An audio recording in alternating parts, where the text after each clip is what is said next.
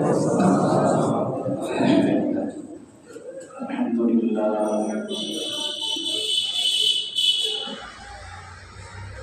نحمده ونستعينه ونستغفره ونؤمن به ونتوكل عليه ونعوذ بالله من شرور أنفسنا ومن سيئات أعمالنا من يهده الله فلا مضل له ومن يضلل فلا هادي له ونشهد أن لا إله إلا الله وحده لا شريك له ونشهد أن سيدنا ونبينا وشفيعنا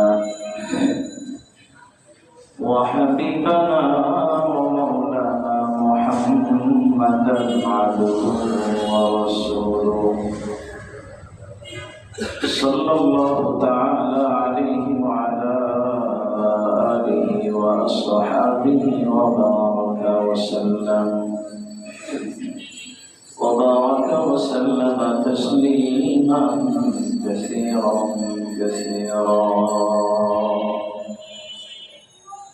أما بعد فقد قال الله تبارك وتعالى في كلامه المجيد وفرقانه الكريم أعوذ بالله من الشيطان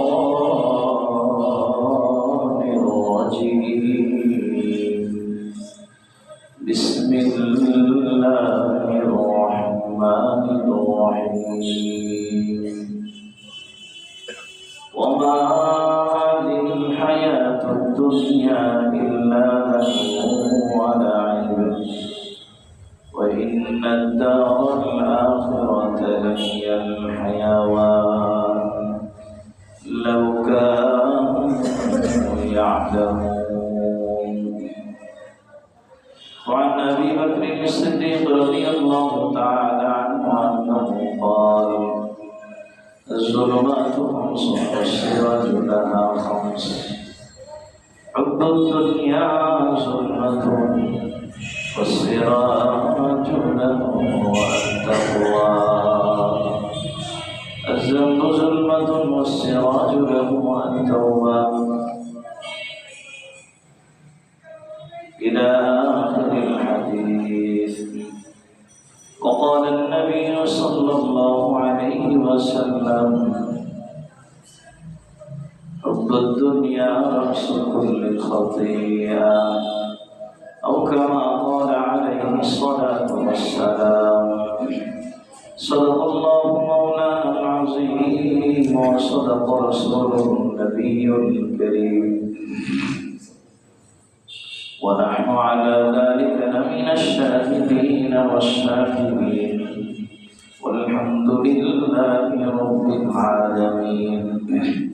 اللهم صل على محمد وعلى آل محمد كما صليت على إبراهيم وعلى آل إبراهيم إنك حميد مجيد.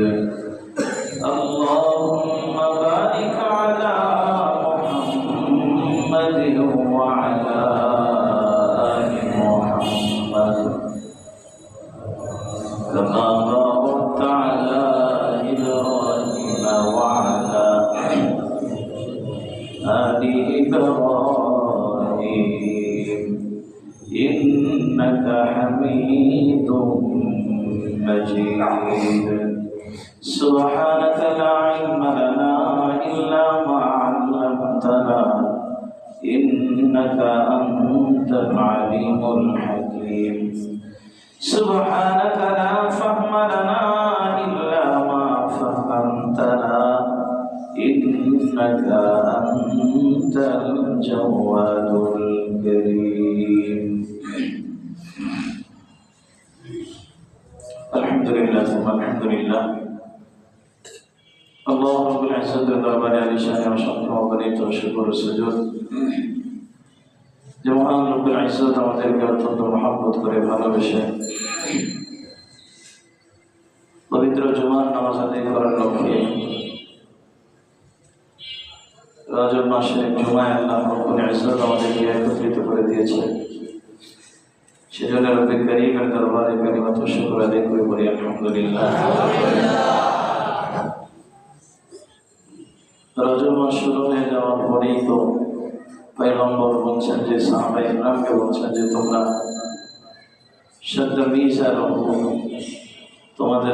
তোমাদের কোমরকে ভালো করে মজবুত করে বেঁধে নাও।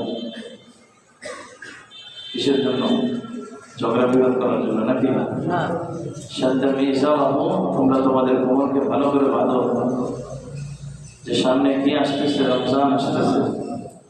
রমজানের আগে থেকে আমলের প্রতি কিছু উদ্বুদ্ধ হওয়া, আমলের প্রতি কিছু অভ্যস্ত হওয়া। কারণ একটা জিনিসের উপর যদি হঠাৎ করে একটা কঠিন কাজ করতে যাই তাহলে অনেক কঠিন মনে হবে, ঠিক না? একজনে সে 5 কেজি উঠাইতে পারবে, হঠাৎ করে যদি তার মাথায় 15 কেজি উঠায় দেয় তাহলে পারবে? কিন্তু কিছুক্ষণ পরে কঠিন হয়ে যাবে, ঘাটটার বেটা হয়ে যাবে, আস্তে করে জমিনে বসে যাবে, ঠিক না? আর সামনে বাড়ার সুযোগ হবে না। তো রাসূল আরবী সাল্লাল্লাহু আলাইহি ওয়াসাল্লাম বলেন যে রমজান মুবারক আসতেছে, তোমরা তোমাদের আমলের প্রতি ধাবিত হতে থাকো, আমলের উপর অভ্যস্ত হতে থাকো। আস্তে আস্তে 1-2টা করে রোজা রাখা শুরু করে দাও না, 1-2টা করে রোজা রাখা শুরু করে দাও।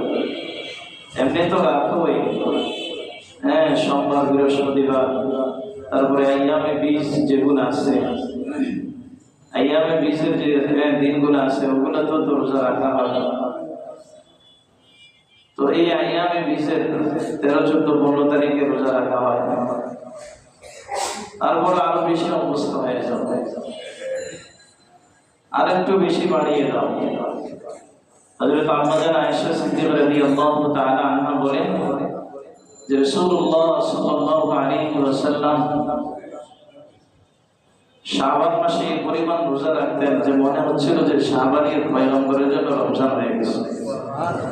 আর আমরা তো এসে জিজ্ঞাসা যে হুজুর রজব মাসে কয়টা রোজা, শাবান মাসে কয়টা রোজা, শবে বরাতের কয়টা রোজা, অমুকের কয়টা রোজা, তমুকের কয়টা রোজা। এমনি তো মাসে যদি মাস হিসাব করেন, প্রতি মাসে যদি সুন্নত রোজা রাখি তাহলেও 8টা হয়ে যায়। কয়টা?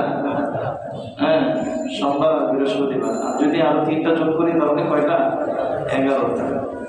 তাহলে প্রতি মাসেই তো 11টা রোজা আছে। তাহলে রজব আর শাবানে তো আরো বাড়ায় দেওয়া দরকার। এজন্য ইবাদতের উপর অভ্যস্ত হওয়া, নিজেকে ইবাদতের উপর ধাবিত করা। আজকে আমরা গুনাহের অভ্যস্ত হয়ে গেছি, আনন্দ উল্লাস, বেহায়াপনা, নগ্নতার অভ্যস্ত হয়ে গেছি। এই দুনিয়া থেকে বের হয়ে আসার জন্যই আল্লাহ হাবিব আমাদেরকে দোয়া শিখিয়েছেন, আল্লাহুম্মা বারিক লানা ফি রজবি ওয়া শাবান ওয়া বাল্লিগনা রমাদান। গত বছর আমি বলে দিয়েছিলাম আপনাদের, অনেকে আমরা পড়েছি ফি রজবা ওয়া শাবান। ফি রজবা হবে না, ফি রজবি ওয়া শাবান, ঠিক আছে?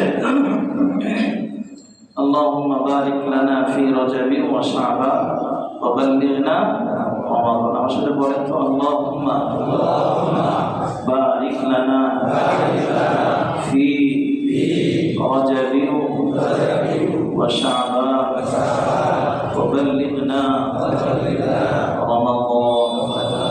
আল্লাহুম্মা বারিক লানা ফি রজবি ওয়া শাবান ওয়া বাল্লিগনা রমাদান। এই দোয়াটা বেশি বেশি পড়ব। ইয়া আল্লাহ, আপনি রজব আর শাবানে আমাকে কি দান করেন? বরকত দান করেন। আর রমজান পর্যন্ত আমাকে পৌঁছিয়ে দেন। রজব আর শাবানে বেশি বেশি বরকতের দোয়া করা, যাতে করে রমজান মাসে আর ব্যস্ততার মধ্যে কাটাইতে না হয়। রজব আর শাবানে যদি বরকত এসে যায় তাহলে রমজানে ইবাদতের মধ্যে সময় লাগানো যাবে। কিছুদিন আগে ব্যবসায়ীদেরকে জিজ্ঞেস করলাম কি অবস্থা, যে হুজুর এই টাইমে যে ব্যবসা হওয়ার কথা এখন কাস্টমারই নেই। আমাকে এক ভাই বলতেছে যে হুজুর 2 সপ্তাহ পরে 5,000 টাকা বনি করবে, মানে বিসমিল্লাহ করবে। তো যাই হোক, আসলে এগুলো তো আমাদের গুনাহের ফসল, সব গুনাহের ফসল। আপনি মানেন আর না মানেন, আমি মানি আর না মানি, কার কথা? বিমা কাসাবাত আইদিকুম, অন্য জায়গায় আছে বিমা কাসাবাত আইদিন নাস।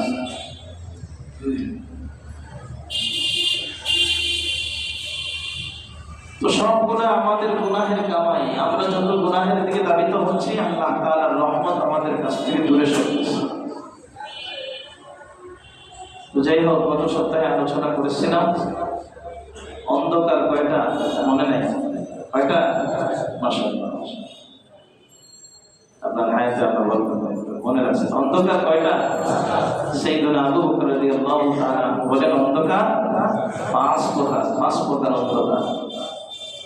এই 5 ধরনের অন্ধকারের জন্য সাইয়েদুনা আবু বকর রাদিয়াল্লাহু তাআলা 5 ধরনের আলোর কথা আমাদেরকে জানিয়েছেন। ওই আলোচনা করতে গিয়ে আমরা দুরুদের ব্যাপারে আলোচনা করেছিলাম, মনে আছে? হ্যাঁ, দুরুদ যে পড়ে আল্লাহ তাআলার রহমত তো তার উপর নাযিল হয়। একবার দুরুদ পড়লে কয়টা রহমত? কয়টা? একটা রহমত যদি কারো জিন্দেগিতে বাস্তবায়ন হয়ে যায়, তার ইবাদত করতে কষ্ট হবে না, তার নামাজ পড়তে কষ্ট হবে না, রোজা রাখতে কষ্ট হবে না, ছেলে মেয়েকে নিয়ে চলাফেরা করতে কষ্ট হবে না। একটা রহমত যদি কারো জিন্দেগিতে কাজে লেগে যায়, তাহলে আমাদের বেশি থেকে বেশি পয়গম্বরের উপর দুরূদ পড়ার অভ্যস্ত করতে হবে। আল্লাহ হাবিব বলেন ওই ব্যক্তির চাইতে কৃপণ আর কেউ হতে পারে না। এটা হযরত জিবরীল আমিন বলছেন, রাসূল ওই ব্যক্তির চাইতে কৃপণ আর কেউ হতে পারে না। কে? যে মজলিসের মধ্যে আপনার নাম নেওয়া হয় কিন্তু আপনার উপর দুরূদ পড়া হয় না, ওই মজলিস এবং ওই মজলিসের যত লোকগুলো আছে সবাই কৃপণ। সবাই কি কৃপণ? আর ওই মজলিসটা আল্লাহ তাআলার কাছে একেবারেই বেদাত। যে দোয়ার শুরু এবং শেষে পয়গম্বরের উপর দুরূদ নাই, ওই দোয়াও আল্লাহ তাআলার কাছে কবুল হওয়ার ব্যাপারে খুব সন্দিহান। এজন্য দোয়ার আগেও দুরূদ, দোয়ার পরেও কি শেষেও দুরূদ। সাল্লাল্লাহু আলাইহি নবী, দুরূদ পড়া।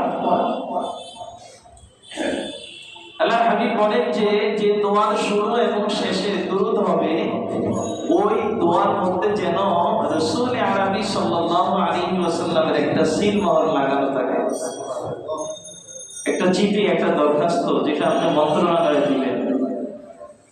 এখন মন্ত্রণালয়ের যিনি প্রধান, ওনার একেবারে ঘনিষ্ঠ যিনি আছেন, বা প্রেসিডেন্টের কাছে আপনি একটা চিঠি দিবেন, এটা পৌঁছানোর জন্য অনেক সময় প্রধানমন্ত্রীর স্বাক্ষর লাগে, প্রধানমন্ত্রীর সাইন লাগে। এখন আপনি আল্লাহ তাবারক ওয়া তাআলার কাছে আরজি পেশ করবেন, অনেকগুলা দরখাস্ত। আমার আপনার জিন্দেগির অনেক দরখাস্ত আমি কার কাছে পেশ করি? এখন এই দরখাস্তর মধ্যে যদি প্রধানমন্ত্রীর সাইন থাকার কারণে প্রেসিডেন্ট এটা দেখেই সাথে সাথে কি করে দেয়? কবুল করে ফেলে, স্বাক্ষর করে ফেলে। ঠিক তদ্রূপ বান্দার দোয়ার মধ্যে যদি রাসূল আরবি সাল্লাল্লাহু আলাইহি ওয়াসাল্লামের উপর দুরূদ থাকে, তাহলে ওই দোয়াটা আরশে আজিমের মধ্যে গিয়ে সাথে সাথে আল্লাহ তাআলা কবুল করে নেন। সুবহানাল্লাহ।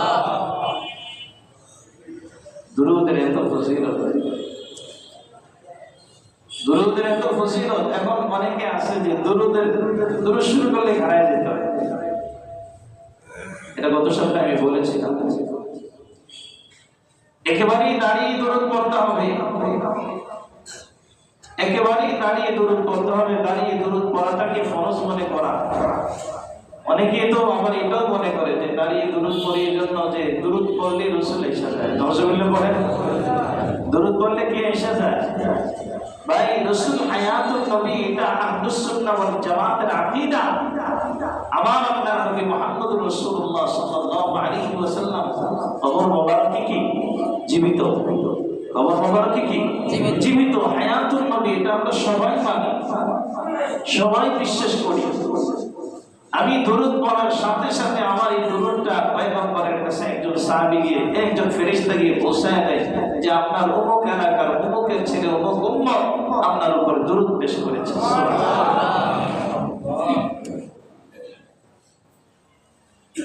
তো রাসূল আরবি সাল্লাল্লাহু আলাইহি ওয়াসাল্লাম হায়াতুন নবী, এটা আমরা মানি, কিন্তু পয়গম্বর সব জায়গায় হাজির আর নাজির না। জোরে বলেন, পয়গম্বর সব জায়গায় কি না হাজির নাজির না। হাজির আর নাজির তো কে? আল্লাহ। ওয়া হুয়া মা'কুম আইনামা কুনতুম, তুমি যেখানেই সেখানেই আমি। এই শক্তি আল্লাহ তাবারক ওয়া তাআলা তার কাছে রেখে দিয়েছেন। পয়গম্বর হাজির না নাজির না। পয়গম্বর আরবি সাল্লাল্লাহু আলাইহি ওয়াসাল্লাম সবকিছু দেখেন না, আবার সব জায়গায় কি না উপস্থিত। আরে ভাই, পয়গম্বর যদি সবকিছু দেখতেন তাহলে মহিলা, এক ইহুদি মহিলা যে পয়গম্বরকে দাওয়াত দিয়েছে, দাওয়াত দেওয়ার পরে একটা খাসির বাচ্চা গুনাহ করছে। কি গুনাহ করছে? খাসির বাচ্চাটা গুনাহ করছে, এটা সাধারণ গুনাহ নয়। এমন এমন বিষ তার মধ্যে লাগিয়েছে যে এক সাহাবী পয়গম্বরের সাথে শুধুমাত্র একটু মুখে দিয়েছে, সাথে সাথে সে ওইখানেই দুনিয়া থেকে বিদায় হয়ে গেছে, শাহাদাতের পেয়ালা পান করেছে। আর পয়গম্বর তো জিন্দেগির শেষ মুহূর্তে পর্যন্ত পয়গম্বর বলছে ওই বিষ দিয়ে আমাকে এখন আঘাত করতেছে। এজন্য পয়গম্বরের ইন্তেকাল এটা শাহাদাতের ইন্তেকাল। সুবহানাল্লাহ। রাসূলের মৃত্যুটা এটা কি শাহাদাতের মৃত্যু। ওই যে বিষক্রিয়াটা শেষ জিন্দেগিতে এসে কাছে মানে প্রতিক্রিয়া সৃষ্টি করেছে। অনেকে আসে না জোয়ান অবস্থায় ব্যথা পাইছে পায়ে, জওয়ানির কারণে তেমন একটা সমস্যা হয় না, ওষুধ টষুধ খাইয়া মোটামুটি ভালো, কিন্তু বৃদ্ধকালে বার্ধক্য অবস্থায় এটার মধ্যে ব্যথা বেড়ে গেছে। অনেক সময় হয় কি না হয়, জওয়ান অবস্থায় এক ধরনের অবস্থা হয়, আবার যখন বার্ধক্য চলে আসে আবার ওই জিনিসগুলো দেখা যায়, আবার ওই বিষয়গুলো আগের বিষয়গুলো জ্বলে ওঠে। মুহতারাম হাজিরিন, রাসূল আরবি সাল্লাল্লাহু আলাইহি ওয়াসাল্লাম যদি নাজির হতেন, আমি যেটা বোঝাতে চাচ্ছি আপনাদেরকে, যারা পয়গম্বরের উপর দুরূদ পড়ার জন্য একবারে খাড়ায় যাইতে হয় তাদেরকে উদ্দেশ্য করে কথাটা বলতেছি যে রাসূল যদি সবকিছু দেখতেন তাহলে পয়গম্বর তো ওই খানার প্লেটে বসেও দেখতেন যে এই খাবারের মধ্যে কি আছে, বিষ আছে, এটা দেখতেন না? যদি সব জায়গায় দেখতেন, সবকিছুই দেখতেন।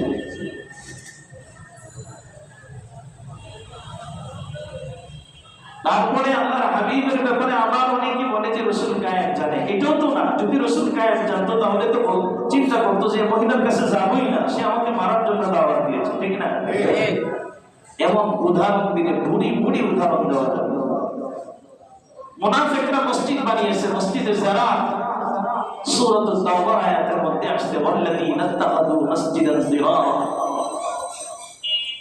ওয়াল্লাযীনা ইত্তাখাযু মাসজিদান যিরারা ওয়া কুফরান ওয়া তাফরীকান বাইনাল মুমিনিন, মুসলমানদের মধ্যে পার্থক্য করার জন্য মসজিদ বানিয়েছে, মসজিদে যারা, মসজিদে যারা বানিয়েছে। এখন ওই কাকরের মসজিদটাকেও, তারপরে টঙ্গীর ময়দানটাকেও মসজিদে যারা, টঙ্গীর ময়দানটাকেও ময়দানে যারা বানাতে চাচ্ছে একদল লোক, ঠিক কিনা? এটা আমরা কখনো হতে দেব না ইনশাআল্লাহ। মুসলমান সজাগ থাকেন, সজাগ থাকেন। প্রিয় ভাইরা আমার, তো বলতেছিলাম পয়গম্বর আরবি সাল্লাল্লাহু আলাইহি ওয়াসাল্লাম হাজির না নাজির না। হাজির নাজির কে? লা ইলাহা ইল্লাল্লাহ। আল্লাহু হাজিরি আল্লাহু নাজিরি আল্লাহু শাহিদি আল্লাহু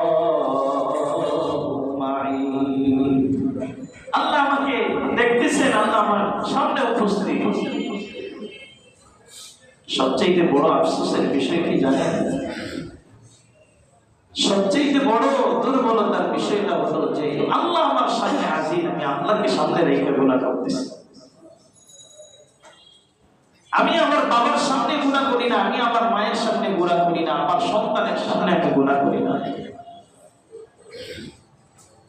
সেই মালিককে সামনে রেখে, যে মালিক আমাকে জান্নাত দিবে, যে মালিক আমার ডান হাতে আমলনামা দিবে, যে রব আমাকে জাহান্নামের আযাব থেকে বাঁচাবে, সেই রবের সামনে থেকে আমি গুনাহ করতেছি। যাই হোক, বলতেছিলাম যে আল্লাহ তাবারক ওয়া তাআলা হাজির নাসির। রাসূল আরবি সাল্লাল্লাহু আলাইহি ওয়াসাল্লামের উপর দরুদ পড়লে পয়গম্বরের কাছে ফেরেশতা পৌঁছায় দেয়, পয়গম্বর ওইখানে আসে না। আর যদি দরুদ পড়লে আসা যায়, উদাহরণ আপনারা ভালো করে বুঝবেন, কথা যেহেতু চলে আসছে কথাটা সাফ করি। যদি দরুদ পড়লে আসা যায় তাহলে যে কোনো দরুদ পড়লেই তো আসবে, কথা বলেন বুঝেন নাই? দরুদ পড়লেই যদি আসা যায় তাহলে রাসূলের নামে যে সময় দরুদ পড়ি, যখনই দরুদ পড়ি তখনই তো আসার কথা। তাহলে পয়গম্বরের উপর নামাজের মধ্যে আমরা দরুদ পড়ি না? নামাজের মধ্যে দরুদ পড়ি কি না? প্রথম বৈঠক পড়ি, শেষ বৈঠক 3 রাকাত নামাজের মধ্যে 2 বৈঠকে পড়ি, 2 রাকাত নামাজের মধ্যে 1 বৈঠকে হলো কি পড়ি। শুধু এটার বাইরে এটা তো পড়ি, শুধু এটা তো আছে, তারপরে তাশাহুদের মধ্যে আবার কি আছে? দুরূদ আছে কি না? তাশাহুদের মধ্যে আছে, সবকিছু এগুলোর মধ্যে আছে। তো দুরূদ পড়লেই যদি দাঁড়ায় যেতে হয়, পয়গম্বর যদি আয়েশা যেতে হয়, তাহলে ওই আমার ঘরের চাইতে, আমার দোকানের চাইতে, আমার ওই মাজার আর বাজারের চাইতে তো মসজিদ সবচেয়ে পবিত্র জায়গা। ওইখানে দরুদ পড়লে তো পয়গম্বর সবার আগে আসার কথা, ঠিক কি না? ওই মতো আপনি দিবেন, আমি দেব। বন্ধুরাম হাজিরিন, তো বলতেছি না, একটু বোঝার চেষ্টা করি। আসলে আমরা না কেমন জানি হয়ে গেছি, বুঝতেও চাই না, মানতেও চাই না। আমরা মনে করি হুজুর একটা বলে যাবে, হুজুরের এটা চাকরি, মাসিক বেতন দেওয়া হয়, হুজুরের কাজ হলো হুজুরের বকবক করা। বাবা, আমার কাজ যদি বকবক করা হইতো তাহলে আপনাদেরকে এই ইরান তুরানের কিচ্ছা শোনাইতো, আরামসে কতক্ষণ কিচ্ছা কইতাম, বাস টাইম শেষ, আমি নেমে খুতবা দিয়ে বিদায় দিয়ে দিতাম। ইরান তুরানের কিচ্ছা আপনারা বুঝতে না, কত সুন্দর একটা কিচ্ছা গেছে। আল্লাহর আদালতে জবাব দিতে হবে, এজন্য আপনাদের কাছে কথা বলে বলতেছি। তো বলতেছিলাম যে পয়গম্বর যদি হাজির হয়ে যায় তাহলে নামাজ, মসজিদ তো হলো সবচেয়ে উত্তম জায়গা। এখানে কেন দাঁড়ান না?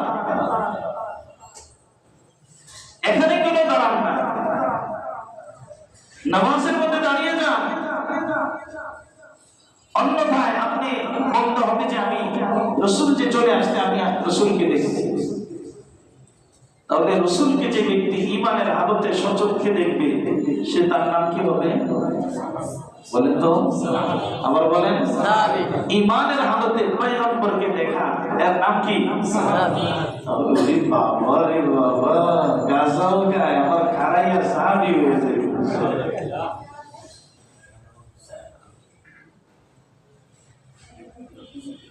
পয়গম্বর আরবি সাল্লাল্লাহু আলাইহি ওয়াসাল্লাম কি ঈমানের হালতে দেখবে, ঈমানের হালতে মৃত্যুবরণ করবে, সে সাহাবী হয়ে যাবে। তাহলে যারা বলে যে পয়গম্বর আয়েশা যায়, তুমি পয়গম্বরকে দেখছো কিভাবে? আমার অনেক জায়গায় আছে, চেয়ার একটা খালি রাখে কিনা? চেয়ার একটা খালি রাখে। তাইলে তো আমার চাইতে বড় বেয়াদব আর এক শোনো না। আমরা একটু পরে সমালোচনা করতেছি না? তো যদি কেউ বলে যে পয়গম্বরে চলে আসতে, তাহলে তো আমার এখানে বসাটা উচিত না, আমার এখানে বসাটা উচিত না। তো যিনি ওই আসে উনি তো বলবে যে হুজুর বেয়াদব, তা আমাকে বেয়াদব বলেন না কেন? প্রিয় ভাইরা আমার, একটু বোঝার চেষ্টা করেন ভাই, দিনকে মানার চেষ্টা করেন, শরীয়তকে শরীয়তের জায়গায় রাখেন। আমার অনেকে ফতুয়া দেয়, এরা অনুশরীয়তের মৌলবী, আর যারা গাছা আর মাজারে গিয়ে দৌড়ায় এরা নাকি মারে বদল মৌলবী। আমরা নাকি अजीब लगे, अजीब। तू कुजा वो सुन्नते अहमद कुजा, तू कुजा वो सुन्नते अहमद कुजा, बा मोहम्मद कई हुवत निस्बत तोरा। তুমি কোথায়, পয়গম্বরের সুন্নাত কোথায়? আমি কোথায়, পয়গম্বরের সুন্নাত কোথায়? আমার জিন্দেগিতে পয়গম্বরের সুন্নাত নাই। অথচ সাহাবায়ে কেরাম পয়গম্বরের আশিক, এর চেয়ে বড় আশিক পৃথিবীর জমিনে আর একজনও। আল্লাহর হাবিব সাহাবায়ে কেরামের এক মজলিসে পয়গম্বর মসজিদ থেকে বের হচ্ছেন, এই রওজায়ে হুজরে মুবারক থেকে পয়গম্বর বের হচ্ছেন, সাহাবায়ে কেরাম মসজিদে নববীতে দাঁড়িয়ে আছে। পয়গম্বরকে দেখে সাহাবায়ে কেরাম দাঁড়ায় গেছে। রাসূলকে দেখে দাঁড়াইছে না দেখে? জোরে বলেন রাসূল আরবি সাল্লাল্লাহু আলাইহি ওয়াসাল্লামকে দেখে সাহাবায়ে কেরাম দাঁড়ায় গেছে। পয়গম্বর আরবি সাল্লাল্লাহু আলাইহি ওয়াসাল্লাম সাহাবায়ে কেরামকে ধমক দিয়েছেন, হে আমার সাহাবীরা সাবধান, তোমরা ওই আজবি ব্যক্তি ওয়ালারাও ব্যক্তিদের মতো হয়ে যেও না। তারা তাদের নেতাদেরকে দেখলে তারা দাঁড়িয়ে যায়, তাদের বড় বড় লিডারদেরকে দেখলে তারা দাঁড়িয়ে যায়। আমি রাসূলকে দেখে তোমরা দাঁড়িয়ে যেও না। পয়গম্বর মিশকাত শরীফের হাদিস পয়গম্বর শেষে বলে দিয়েছে, কেউ যদি আসার কারণে তার অন্য কোনো ব্যক্তি দাঁড়িয়ে যায়, তার অধীনস্থ বা তার নিচের পর্যায়ে যারা আছে তার সম্মানের জন্য দাঁড়িয়ে যায়, আর সে যদি ধীরে ধীরে খুশি হয়ে যায়, সে যেন দুনিয়ার জমিনে জাহান্নামকে তার ঠিকানা বানিয়ে নেয়। তাহলে পয়গম্বর এই কথা বলে পয়গম্বর উম্মত দাঁড়ায় যাবে, পয়গম্বর খুশি থাকবে না বেজার থাকবে? পয়গম্বরকে বেজার কইরা জান্নাতে যাব। এজন্য বলতেছিলাম সুন্নতের আদর্শে আদর্শিত হই। পয়গম্বর আরবি সাল্লাল্লাহু আলাইহি ওয়াসাল্লামের ভালোবাসা সামান্য ভালোবাসা নিতে হবে না, শুধু দাঁড়িয়ে পয়গম্বরকে সম্মান করলে হবে না, সব সময় পয়গম্বরের ইজ্জত দিতে হবে, সব জায়গায় পয়গম্বরের সুন্নতের অনুসরণ করতে হবে। তাহলে পয়গম্বরের প্রকৃত আশিক হয়ে যাওয়া যাবে, ঠিক কি না? ভাইরা আমার, বলতেছি না রাসূল আরবি সাল্লাল্লাহু আলাইহি ওয়াসাল্লামের উপর দরুদ কে পড়েন? আল্লাহ পড়েন। কে পড়েন? ইন্নাল্লাহা ওয়া মালাইকাতাহু ইউসাল্লুনা আলান নবী ইয়া আইয়ুহাল্লাযীনা আমানু সাল্লু আলাইহি ওয়া সাল্লিমু তাসলিমা। আল্লাহ তাবারক ওয়া তাআলা কুরআনুল কারীমের সূরাতুল আহজাবের মধ্যে জানায়, পয়গম্বর আমি পৃথিবীর জমিনে আপনাকে দামি বানাইছি, দামি বানাইছি। ওয়া রাফা'না লাকা যিকরাক, পয়গম্বর আপনাকে দামি বানাইছি। আল্লাহ রাব্বুল ইজ্জত আমার আপনার পয়গম্বরকে কেমন দামি বানাইছেন। মুহতারাম মুহাজিরিন, লম্বা চড়া হয়ে যাবে, আমার আলোচনা ছিল অন্যদিকে, আমি এদিকে চলে আসছি। তারপর আপনাদেরকে বলি পয়গম্বরকে আল্লাহ কেমন দামি বানাইছেন। আল্লাহ তাবারক ওয়া তাআলা কুরআনুল কারীমের একটা সূরা নাযিল করেছেন, সূরাতুদ দুহা। এর পরবর্তী একটা সূরা, সূরা আন-নাসর। এই দুটোটা সূরার মধ্যে আল্লাহ তাআলা তার হাবিবের জিন্দেগীর কথা বলে তুলে ধরেছেন। সুবহানাল্লাহ। আল্লাহ তাবারক ওয়া তাআলা সূরাতুদ দুহার মধ্যে কসম করে বলতেছেন, ওয়াদ-দুহা, চাষের সময়ের কসম। সুবহানাল্লাহ। তাহলে বোঝা গেল যে সময়ের কসম মালিক করে ওই সময়টা বড় দামি সময়। যে সময়ের কসম কে করেছে? আল্লাহ করেছে। ওই সময়টা কি দামি সময়। চাষের সময় দামি সময়। আল্লাহ হাবিব বলেন, কোন বান্দা যদি চাষের সময় দুই রাকাত করে 4 রাকাত নামাজ আদায় করে, আল্লাহ তাবারক ওয়া তাআলা তার পুরা দিনের জিম্মাদার হয়ে যায়। পুরা দিনের জিম্মাদার হয়ে যায়। আরো অনেক ফজিলত আছে এই চাষের ব্যাপারে। তো মুসলমান লম্বা চূড়া হয়ে যাবে। বলতেছিলাম আল্লাহ তাআলা সময়ের কসম করে বলতেছেন, চাষের সময়ের কসম। অন্য জায়গায় আল্লাহ তাআলা বিভিন্ন সময়ের কসম করেছেন। ওয়াল আসর, আসরের সময়ের কসম করেছেন কে? জোরে বলেন আল্লাহ। হে মুসলমান, যদি এটা আসর বলতে যদি আসরের সময় হয়, তাহলে বোঝা গেল আসর থেকে মাগরিবের সময় পর্যন্ত মাঝখানের সময়টা বড় দামি সময়। বড় দামি সময় কার কাছে? আল্লাহ তাআলার কাছে বড় দামি সময়। আর আমার আপনার কাছে দুনিয়ার ব্যস্ততার সময়। এই সময় তো মালিকের দরবারে তওবার হাত বিছাইলে আল্লাহ তাআলা ফিরায় দেয়। সুবহানাল্লাহ। বলতেছিলাম আল্লাহ তাআলা পছন্দ করে বলতেছেন ওয়াদুহা ওয়াল্লাইলি ইযা সাজা। যখন রাত্র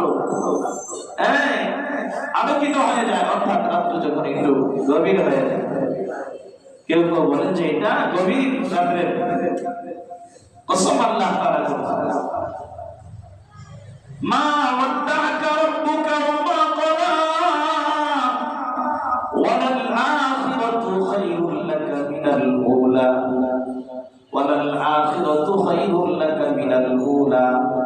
আল্লাহ তাবারক ওয়া তাআলা বলেন মা ওয়াদ্দাআকা রাব্বুকা ওয়া মা ক্বালা।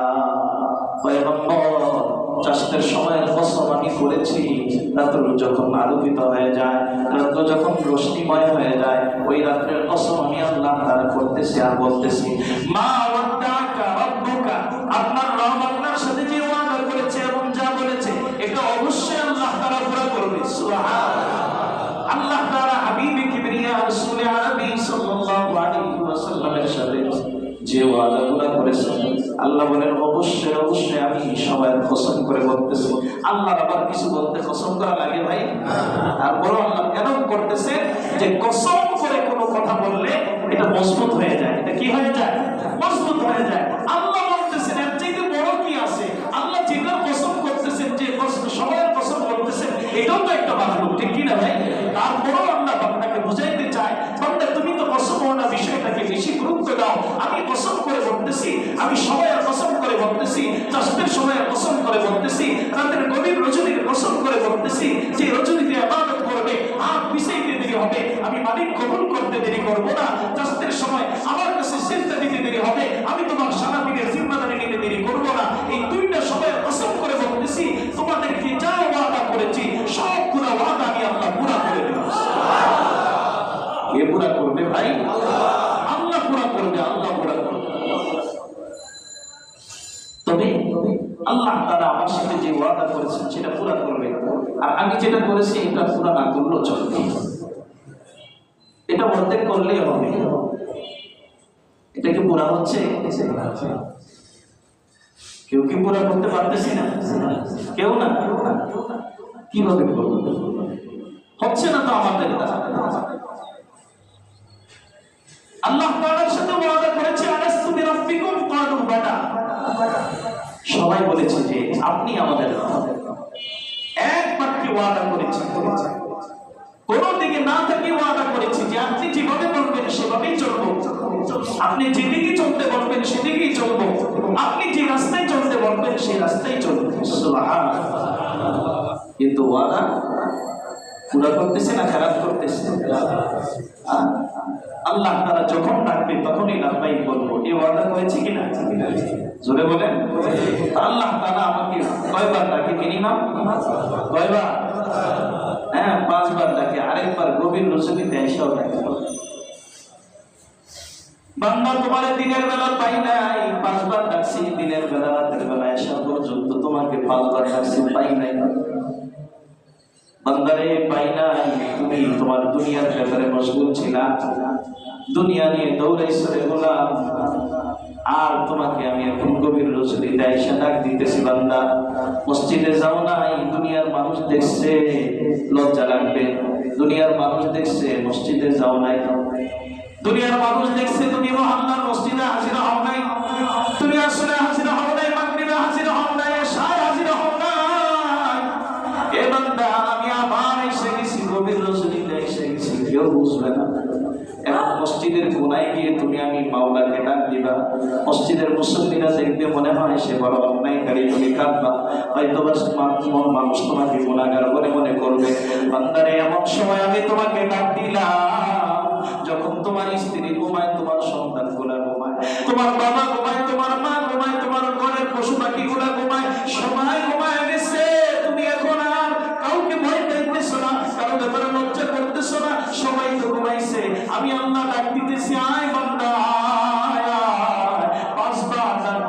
তোকে পাই নাই, এখন উঠে একটু দুইটা হাত বিছায়া দে।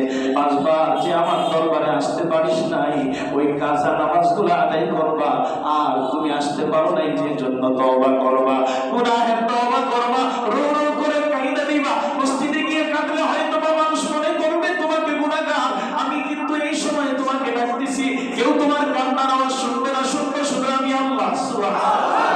এ বান্দা কাইদা দেখো, হাত বিছাইয়া দেখো, আমি আল্লাহ তোমার জন্য একটা নয় দুইটা নয় যতগুলো রহমত নিয়ে আসছি সবগুলো রহমত তোমাকে দিয়ে যাব। আমাকে আপনাকে ওই রাত্রে গভীরে এসে আল্লাহ ডাকবে, আল্লাহ ডাকবে। আল্লাহ তাদের যে কত মায়া। দুনিয়ার মানুষের কাছে অন্যায় করলে, বাবা মার কাছে অন্যায় করলে, বর্তমানে বাবারও যদি ছেলে মেয়ের কাছে অন্যায় করে, উল্টা গেছে দুনিয়া। ছেলে মেয়ের কাছে অন্যায় করলে বাবারে পাঠায় দেয় বৃদ্ধাশ্রমে। বাবা ছেলেকে যদি মেয়েকে যদি একটু কটু কথা বলে, একটু নামাজ রোজার কথাও যদি বাবা মা বলে, তুমি যে বুড়া হয়েছে খালি কেট করো, আমাদের কি সময় আছে নাকি নামাজ রোজা করার? এগুলো করলেও সন্তান কি করতে পারে না, বাবা মাকে দেখতে পারে। শেষ পর্যন্ত বাইক করে শেষ পর্যন্ত বাবা মাকে বের করে দেয়। অন্যায় করলে বাবা মা সন্তানকে বের করে দেয়, অথবা সন্তান বাবা মাকে বের করে দেয়, অথবা এলাকার মহল্লার জনগণ।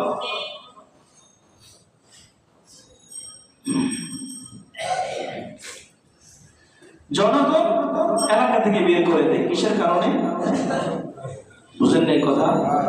অন্যায়ের কারণে। একটা অন্যায় দুইটা অন্যায় করার কারণে বের করে দেয়। আর যদি আল্লাহ না করে, রাষ্ট্রের বিরুদ্ধে না, যদি জালেমদের বিরুদ্ধে কিছু বলা যায়, তো এর তো দেশ থেকে বের করে দেওয়ার ফিকির করে। ঠিক আছে? এই যে আসারি সাহেব কথা বলছে, এই জন্য কি টোন শুরু হয়ে গেছে। বেচারা কি কইছে কইছে নাকি, এজন্য মাথা নষ্ট হয়ে গেছে অনেক। তো জালেমদের মাথা সবসময় নষ্টই থাকে, জালেমদের মাথা এগুলো নষ্টই থাকে। যারা জুলুম করার জন্য চিন্তা ভাবনা করে, যারা খাওয়ার জন্য চিন্তা ভাবনা করে, এদের দিনের মধ্যে তো লাগবেই। সোরের নাম সোরের কি জানি পুলিশ পুলিশ আছে না, ওই ওগুলো তো থাকবেই। ওনারা একদম কোরআনের কথা বলবে, হক কথা বলবে। আর অনেকের গায়ের মধ্যে নিচে ঠেললে না লাগাইবো যে হুজুরে আমারে কইছে। এটা হলো আমাদের সমাজের মানুষের অবস্থা। তো বলতেছিলাম ভাইরা আমার, সন্তান বাবা মাকে বের করে দেয় অন্যায়ের কারণে। অন্যায় করলে বাবা মা সন্তানকে বের করে দেয়। এলাকার মহল্লার জনগণ পরিবার ওই লোকটাকে বের করে দেয়। আবার আপনার রব বলে, বান্দা আমি তোমাকে অন্যায় করেছো, গুনাহ করছো রে বান্দা, আমি তারপরও আমার রহমত থেকে তোমাকে বের করে দেই নাই। আমি এখনো পর্যন্ত তোমার জন্য জান্নাতের গেটটা খোলা রাখছি রে গোলাম। আল্লাহু আকবার। আল্লাহ বলেন, এখন আমি তোমার জন্য রিজিকের দরজাটা খোলা রাখছি। আমি এখনো তোমার জন্য ওই তোমার গুনাহ মাফের দরজাটা এখনো খোলা রাখছি। এ মুসলমান, এজন্য আল্লাহ রাব্বুল ইজ্জত দুনিয়ার জমিনে বান্দাকে ডাক দেয়, কোন মুফতি সাহেবকে ডাক দেয় না। আল্লাহ কোন প্রেসিডেন্ট আর কোন মুহাদ্দিস সাহেবকে ডাক দেয় না, কোন শাইখুল হাদিসকে আল্লাহ ডাক দেয় না। আল্লাহ কোন শাইখুল হাদিসকে ডাক দেয় না, কোন তাহাজ্জুদ গুজার বান্দাকে ডাক দেয় না, রোজা করনেওয়ালা বান্দাকে ডাক দেয় না। আল্লাহ যাকাত দেওয়ালা বান্দাকে ডাক দেয় না, মসজিদে আসনেওয়ালা বান্দাকে আল্লাহ ডাক দেয় না। আল্লাহ তাআলা ওই বান্দাকে ডাক দেয় যে মাথা থেকে পা পর্যন্ত গুনাহে জর্জরিত। যে বান্দা মাথা থেকে পা পর্যন্ত গুনাহে জর্জরিত, ডানে তাকায় গুনাহ, বামে তাকায় গুনাহ, সামনে তাকায় গুনাহ, নিজের জিন্দেগির হিসাব মিলায় দেখে পুরা গুনাহ আর গুনাহ। আল্লাহ ওই বান্দাকে গভীর রজনীতে এসে ডাক দিয়ে বলে, ইয়া ইবাদিয়াল্লাযীনা আসরাফু আলা আনফুসিহিম লা তাকনাতু মিন রাহমাতিল্লাহ। এই জেনার পরে যে ব্যক্তি ঢুকে গেছো, এই মদের আসরে যে আসো, আসো বের হয়ে যাও।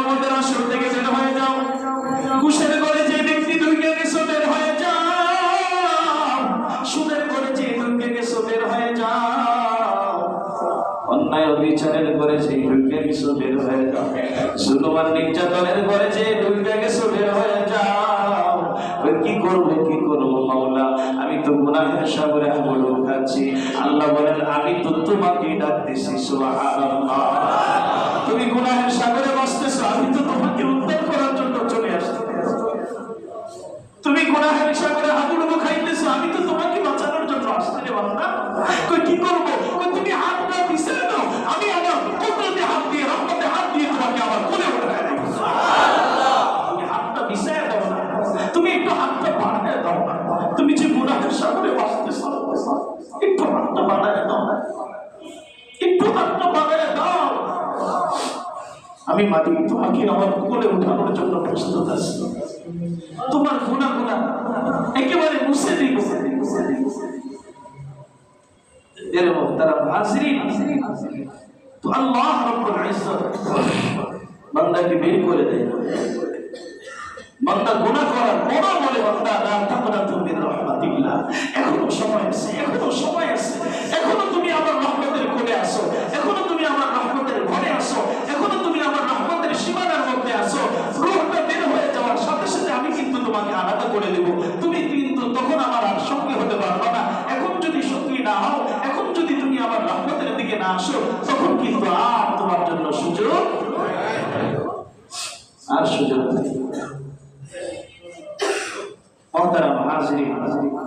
তো বলতেছিলাম, কথা চলতেছিল, ওই যে মনে আসছে কিনা, দোয়ার মধ্যে কার উপর দরুদ পড়তে হবে? জোরে বলেন, রাসূল আরবি সাল্লাল্লাহু আলাইহি ওয়াসাল্লামের উপর দরুদ পড়তে হবে। সেই দরুদ নিয়ে আলোচনা করতে গিয়ে লম্বা আলোচনার দিকে চলে গেছে, অন্যদিকে চলে গেছে। তো বলতেছিলাম, আল্লাহ তাআলা হাবিবে কিবরিয়াকে কসম করে বলতেছেন, মা ওয়াদ্দাআকা রাব্বুকা ওয়া মা ক্বালা ওয়ালাল আখিরাতু খায়রুল লাকা মিনাল উলা। এই আয়াতটার দিকে যদি বান্দা খেয়াল করে না, তাহলে দুনিয়ার কারো বাড়ি, কারো গাড়ি, কারো নাচ নেয়ামত দেখে বান্দার মনের মধ্যে কষ্ট লাগতে না। শুধু এই আয়াতটা যদি খেয়াল করে, আজকে তো আমরা চিন্তা করি, আমার সমবয়সী বন্ধুটা তার ঢাকায় একটা বাড়ি হয়ে গিয়েছে, তার একটা ফ্ল্যাট হয়ে গিয়েছে, দুইটা কারখানার মালিক সে, দুইটা তিনটা প্রতিষ্ঠানের মালিক সে, দু তিনটা জায়গায় সে জব করতেছে, তার মান্থলি, তার প্রতি মাসে লক্ষ লক্ষ টাকা তার কাছে আসতেছে। আমি হয়রান হয়ে যাই, ঠিক না? কথা বলে না? আমার দোস্ত একসাথে চলাফেরা করছি, একই স্কুলে পড়াশোনা করেছি, একই ভার্সিটিতে পড়াশোনা করেছি, সে আজকে বিশাল অবস্থা, আর আমি জিলাও এই কত হয়ে বই রয়েছি। আমার অবস্থা এত দুর্বল। আমি আরেকজনের দিকে তাকিয়ে বড় হাফ ছাড়তে থাকি, হায় হায় আমি কি করলাম আর সে কি করলো। তখন আমার কাছে যদি এই আয়াতটা থাকে, সূরাতুল দুহার এই আয়াতটা যদি থাকে, ওয়ালাল আখিরাতু খায়রুল লাকা মিনাল উলা, বান্দারে এটা আসল না, এটা নকল। এটা কি জোরে বলে, জিনাতুল হায়াতিদ দুনিয়া। আল্লাহ বলতেছেন, এটা তো দুনিয়ার জিনত, এটা দুনিয়ার সৌন্দর্য, দুনিয়ার সৌন্দর্য। বিয়েবাড়ির গেট সাজায় না, বিয়েবাড়ির মধ্যে বরের জন্য আলাদা একটা সুন্দর করে কামরা বানায় না? কত, এখন তো আধুনিক জমানা, কত রং বেরং দিয়ে, কত কিছু দিয়ে যে এটাকে সাজায়। সাজানোর পরে কতক্ষণ থাকে? শুক্রবার দিন আসর পর্যন্ত থাকে। বিকাল বেলা বাচ্চারা গিয়ে লাঠি মেরে ওই কক্সে যা আছে সব কি করে ভেঙে ফেলে উড়ায়। এটা গ্রাম দেশের ছেলেরা বুঝে মজাটা, শহরে এত কিছু মজা বুঝে না। শহরে একটু উদ্ধার করে রাখতে পারলে আরেকটা সাজাইতে পারে, কমিউনিটি সেন্টারে ওরা যেটা সাজায় রাখছে আরেকজনকে দিয়ে কম টাকায় ভাড়া দিয়ে দিল। তো এই যে সুন্দর সাজানোটা 2 মাস 3 মাস লাগিয়ে প্ল্যান প্রোগ্রাম করে একদিনের জন্য সাজাইছে, বিকালবেলা লাঠি মাইরা সব কি করে দিয়েছে, উড়াইয়া দিয়েছে। যেগুলো দেখতেছেন না ভাই, যে বড় বড় অট্টালিকা, বড় বড় টাওয়ার গুলা দেখতেছেন, এগুলো সামান্য সময়ের জন্য। কত সময়ের জন্য? আরে ভাই আখিরাতের হিসাবটা করেন না, একদিন কতদিন হবে? 50 আলফাসানা, 50 আলফাসানা, একদিন হবে 50,000 বছরের সমান। একদিন কত হাজার বছর? আমি বাঁচতেছি কয় বছর?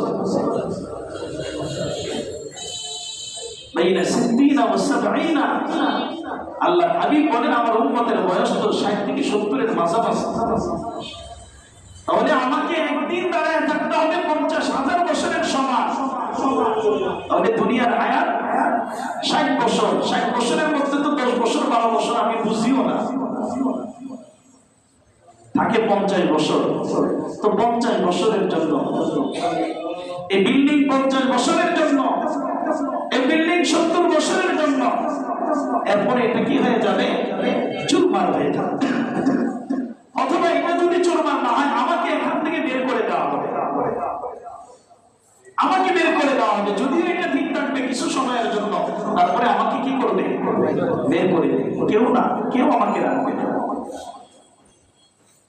এই জন্য আল্লাহ তাআলা বান্দাকে বলে, বান্দা তুমি আরেকজনের টাওয়ার দেখে, আরেকজনের বিল্ডিং দেখে মনের মধ্যে কষ্ট নিও না। আরেকজনের ইন্ডাস্ট্রিজ দেখে তুমি মনের মধ্যে কষ্ট নিও না। আরেকজনের বড় ব্যবসায়িক প্রতিষ্ঠান দেখে তোমার মনের মধ্যে কষ্ট নেওয়ার কোনো কারণ নাই। তুমি শুধুমাত্র এটাকে দেখে বলবা, ওয়ালাল আখিরাতু খায়রুল লাকা মিনাল উলা। এটা তো দুনিয়া, এটা তো দুনিয়া, এর চাইতে উত্তম তো আখিরাতে রয়ে গিয়েছে। সুবহানাল্লাহ। এর চাইতে উত্তমটা কোথায় রয়ে গেছে? কার জন্য? জোরে বলেন, আমার জন্য। বলেন আমার জন্য। বলেন আমি ইমানদার। আমি লজ্জা লাগে বলতে, ইমানদার বলে দাবি করতে লজ্জা লাগে? আরে ভাই, দাবি করতে করতে তো একসময় আল্লাহ তাআলা ভিতরে দিয়ে দিবে ইমান। আমি দাবি করি যে আমি ইমানদার, আমি অবশ্যই ইমানদার, আমি ইমানের বাহিরে যাব না। তো আল্লাহ তাআলা বলেন, ওয়ালাল আখিরাতু খায়রুল লাকা মিনাল উলা ওয়ালা সাওফা ইউতিকা রাব্বুকা ফাতারদা। আল্লাহ তাবারক ওয়া তাআলা বলেন, হাবিব দুনিয়ার জমিনে যা চাইছেন তাই দিয়েছেন। দুনিয়ার জমিনে যা চাইছেন তাই দিয়েছে। উম্মতের জন্য যেভাবে চাইছেন আমি সেভাবে দিয়েছি। বনি ইসরাইলের উম্মত নাফরমানি করছে, আমি সাথে সাথে পাকড়াও করেছি। মুসা পয়গম্বরের উম্মত অন্যায় করেছে, আমি সাথে সাথে পাকড়াও করেছি। এমনকি আমার বড় বুজুর্গ বান্দা ছিল, মুস্তাজাবুদ দাওয়া ছিল, দোয়া করলেই আমি আল্লাহ কবুল করতাম। সে অন্যায় করেছে, আমি সাথে সাথে পাকড়াও করেছি। বালআম ইবনে বাউর, বালআম ইবনে বাউর বহুত বড় বুজুর্গ ছিলেন, মুস্তাজাবুদ দাওয়া ছিলেন, দোয়া করলেই কবুল। কিন্তু একটু ক্রান্তি শিকার হয়ে মুসা পয়গম্বরের বিরুদ্ধে দোয়া করা শুরু করে দিয়েছে। আল্লাহ তাআলা বলেন, আমি এমন একটা ব্যক্তিকে ছাড়িনি, কান দিয়ে জিহ্বাটা বের করে দুনিয়ার মানুষকে দেখায় দিয়েছে। জিহ্বাটা নাভি পর্যন্ত বের হয়ে গেছে, নাভি পর্যন্ত বের হয়ে গেছে। হে মুসলমান, আল্লাহ তাআলা বলেন, হাবিব দুনিয়ার জমিনে আপনি বলছেন আমার উম্মতকে আপনি এইভাবে শাস্তি দিয়েন না। আমার উম্মতের চেহারার মধ্যে আপনি এইভাবে শাস্তির চিহ্ন দিয়ে দিয়েন না, শরীরের মধ্যে শাস্তির চিহ্ন দিয়ে দিয়েন না। বনি ইসরাইলের জামানায় এমন একটা অবস্থা ছিল যে কেউ যদি গুনাহগার হয় তার দরওয়াজার মধ্যে লেখা আছে পাপিষ্ঠ জাহান্নাম। এতে মুসলমান, আমি আমার ঘরের ভিতরে জাহান্নাম ঢুকায় দিছি, তারপরও মালিক এত ভালোবাসে আমার ঘরের মধ্যে লেখে রাখে জাহান্নাম। আল্লাহ তাবারক ওয়া তাআলা বলেন, পয়গম্বর আপনি যা চাইছেন দুনিয়াতে আপনার উম্মতের ব্যাপারে আমি তা দিয়ে দিয়েছি। সুবহানাল্লাহ। আপনি বলছেন না না, আমি আপনাকে ইন্তিকালের পরে চাইছি আরশে আসিমের মধ্যে উঠায় নিয়ে নিব। আপনি বলছেন না না না, আপনি উম্মতের জন্য এই জমিনে থাকতে চান, উম্মতের জন্য এই জমিনে থাকতে চান। উম্মত আপনাকে দেখে নাই, দূর দূর থেকে আসবে, হাজার হাজার কিলোমিটার দূর থেকে আসবে, আপনার রওজা আর কবর মোবারকের কাছে এসে আসসালাতু ওয়াসসালামু আলাইকা ইয়া রাসূলুল্লাহ বলে আপনাকে সালাম দিবে। আপনি সরাসরি সালামের জবাব দিতে থাকবেন। সুবহানাল্লাহ। আপনি দুনিয়ার জমিনে থাকতে চেয়েছেন, উম্মতের জন্য আমি এটাও ব্যবস্থা করে দিয়েছি। অতএব পয়গম্বর আপনি আরেকটু জায়গা রাখেন। দুনিয়ার জমিনে আপনাকে আমি অনেক কষ্ট দিয়েছি, এতিম বানাইছি। আপনি দুনিয়াতে আসার আগে আপনার বাবাকে হারাইছেন, দুনিয়া থেকে যখন চলাফেরা শুরু করছেন মাকে হারাইছেন, দাদাকে হারাইছেন, চাচাকে হারাইছেন, বিবিকে হারাইছেন, সন্তান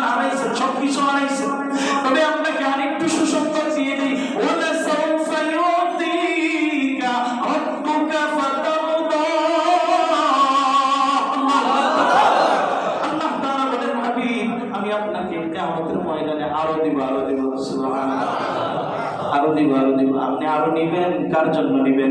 আপনার যে উম্মত দুনিয়ার জমিনে আপনাকে রাজি করছে, আপনার উপর দরুদ করছে, আপনার হুকুম আপনার বিধানগুলা আপনার তরিকা অনুযায়ী দুনিয়ার জমিনটা চালাইছে, আমি আল্লাহ কিয়ামতের ময়দানে আপনাকে দিব, আপনি আপনার ওই এতিম উম্মত গুলাকে দিতে দিতে জান্নাতের পৌঁছে দিবে।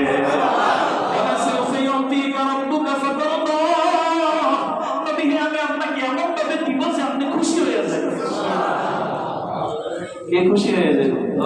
আল্লাহ রসুল খুশি হয়ে যাবে। মানে খুশি কখন হবে? যখন উম্মত একটাও জাহান্নামে থাকবে না, সবগুলোকে কইরা জান্নাতে পৌঁছে দিবে, তখন রসুল খুশি হয়ে যাবে। এখন উম্মতের কিছু কাজ আছে, এখানে পয়গম্বরেরও কিছু কাজ আছে, যে আল্লাহ তাআলা পয়গম্বরকে শোনাইতেছে যে পয়গম্বর আপনি কি ছিলেন? এতিম ছিলেন, আপনাকে আমি আপনাকে অভিভাবক দিয়েছি, আপনি দরিদ্র ছিলেন, আপনাকে ধনী বানিয়েছি, আপনি রাস্তাহারা ছিলেন, আমি আপনাকে রাস্তা দেখাই দিয়েছি। আর অনেকগুলো কথা আল্লাহ তাআলা বলছেন। ইনশাআল্লাহ যদি আল্লাহ তাআলা হায়াত দেয়, বাকি আলোচনা আগামী সপ্তাহে হবে। আল্লাহ তাআলা আমাদের হায়াতে বারাকা নসিব করেন। সকলে বলেন আমিন। যে কথাগুলো বললাম, পয়গম্বরের উপর দরুদ পড়া, পয়গম্বরের 19 আশিক হওয়া, আল্লাহ তাআলা আমাদেরকে প্রকৃত আশিক হওয়ার তৌফিক দান করেন। আল্লাহ আলাইনা ইল্লাল বালাগ ওয়া আখিরু দাওয়ানা আলহামদুলিল্লাহি রাব্বিল আলামিন।